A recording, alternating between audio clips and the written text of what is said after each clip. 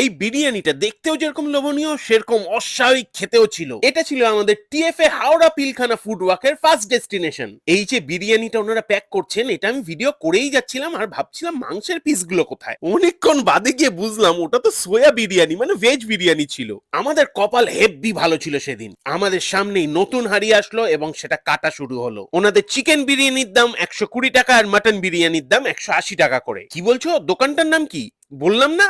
ও বলিনি, আচ্ছা।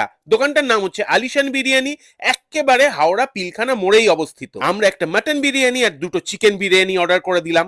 যখন সার্ভ করছিল কোয়ান্টিটি দেখে মনে হলো এমন কিছু ব্যাপারই না, আমরা খেয়ে নেব। দেখেছো এরকম ইউনিক ওয়েতে ওনারা এরকম বিরিয়ানি গুলোকে সার্ভ করেন টেবিলে। হ্যাঁ, তো এসি আছে, তো বসার জায়গাও আছে অনেকগুলো। লঙ্কাগুলো ফ্রিতে পাবে, কিন্তু সালাডটা কিনেই খেতে হবে। দাম অনুযায়ী চিকেন মাটনের পিসগুলো আরেকটু ভালো হতে পারতো বলে আমার মনে হয়, কিন্তু ওভারঅল টেস্ট আমার কিন্তু ফাটাফাটি লেগেছে।